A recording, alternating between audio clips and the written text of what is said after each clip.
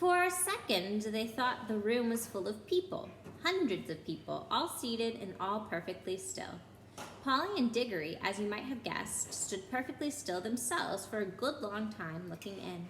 But presently they decided that what they were looking at could not be real people. There was not a movement or a sound of breath among them all.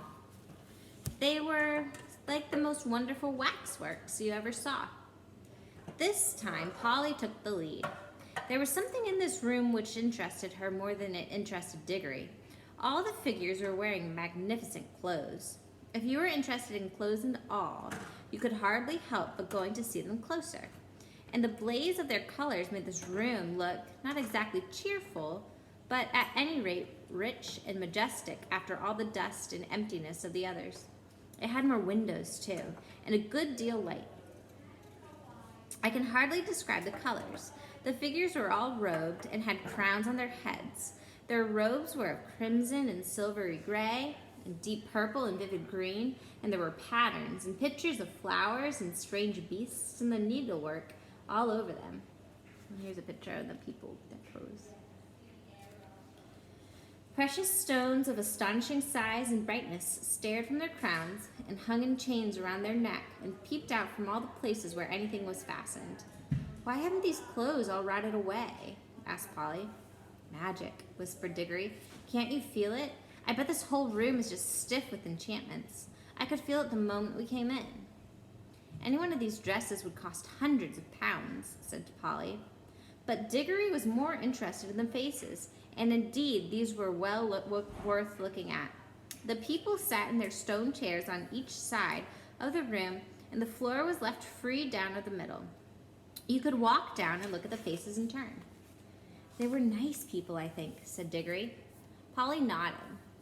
All the faces they could see were certainly nice. Both the men and the women looked kind and wise, but they seemed to come of a handsome race. But after the children had gone a few steps down the room, they came to faces that looked a little different. These were solemn faces. You felt you would have to mind your P's and Q's if you ever met living people who looked like that.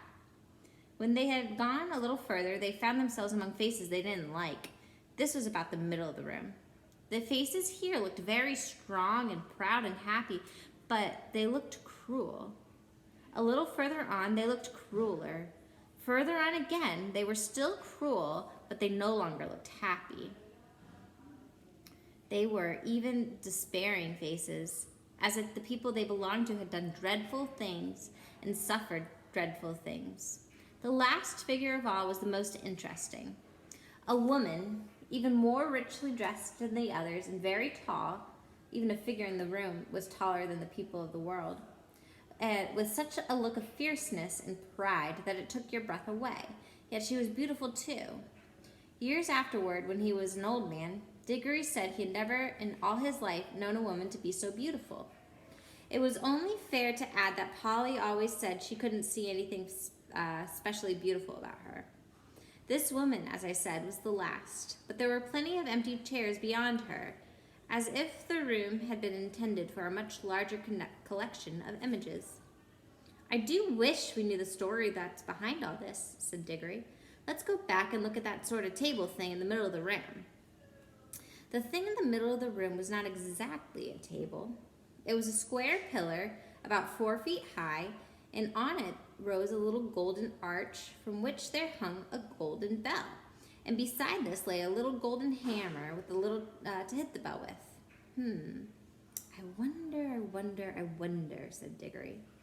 "There seems to be something written here," said Polly, stooping down and looking at the side of the pillar. "By gum, there is," said Diggory, "but of course we wouldn't be able to read it." "Shan't we?" "I'm not so sure," said Polly. They both looked at it hard, and as you might have expected, the letters cut into the stone were very strange. But now a great wonder happened, for as they looked, though the shape of the strange letters never altered, they found that they could kind of understand them.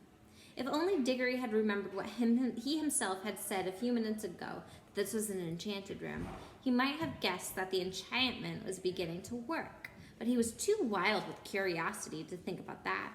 He was longing more and more to know what was written on the pillar. And soon they both knew. What it said was something like this.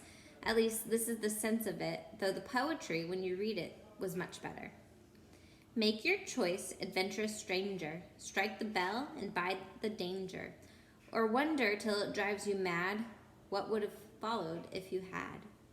No fear, said Polly. We don't want any danger. Oh, but don't you see it's no good, said Diggory.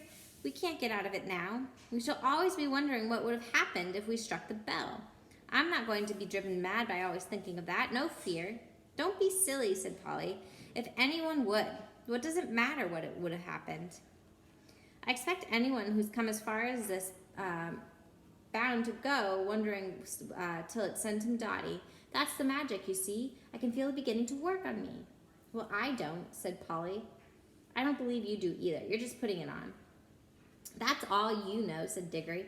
It's because you're a girl. Girls never want to know anything but gossip and rot about people getting engaged. You look exactly like your uncle did when you said that, said Polly. Why can't you keep to the point, said Diggory. What we're talking about is... How exactly like a man, said Polly in a very nice grown-up voice. But she added hastily in her real voice, and don't say I'm just like a woman, or you'll be a beastly copycat. I should never dream of calling a kid like you a woman, said Diggory loftily. Oh, I'm a kid, am I? Said Polly, who was now in a real rage. Well, you needn't be bothered by having a kid with you any longer then. I'm off. I've had enough of this place. And I've had enough of you too, you beastly, stuck-up, obstinate pig. None of that, said Diggory, in a voice even nastier than he meant it to be, for he saw Polly's hand move to her pocket to get hold of her yellow ring. I cannot excuse what he did next, except by saying that he was very sorry for it afterward, and so were a good many of other people. Before Polly's hand reached her pocket, he grabbed her wrist, leaning across her with his back against her chest. Then, keeping her other arm out of the way with his other elbow, he leaned forward, picked up the hammer, and struck the gold bell with a light, smart tap. Then he let her go, and they fell apart, staring at each other and breathing hard. Polly was just beginning to cry, not with fear, and not even because he had hurt her wrist quite badly, but with furious anger. Within 2 seconds, however, they had something else to think about that drove their own quarrels quite out of their minds. As soon as the bell was struck, it gave out a note, a sweet note you might have expected, but not very loud. But instead of it dying away, it went on, and it grew louder, and before a minute had passed, it was twice as loud as it had been to begin with. It was soon so loud that if the children tried to speak, but they weren't thinking of speaking now, they were just standing with their mouths open, they would not have been able to hear one another.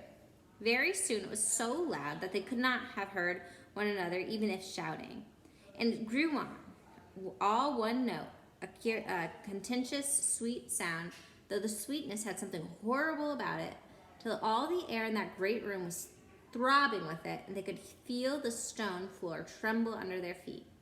Then at last it began to be mixed with another sound, a vague, disastrous noise which sounded first like a roar of a distant train, and then the crash of a falling tree. They heard something like a great rate fall. Finally, with a sudden rush and thunder and a shake that nearly flung them off their feet, about a quarter of the roof at one end of the room fell in. Great blocks of masonry fell all around them, and the walls rocked. The noise of the bell stopped. The clouds of dust cleared away. Everything was becoming quiet again. It was never found out whether the fall of the roof was due to the magic or whether the unbearably loud sound from the bell just happened to strike the note, which was more than those crumbling the walls could stand. There, I hope you're satisfied now, panted Polly. Well, it's over anyway, said Diggory. And both thought it was, but they had never been more mistaken in their lives.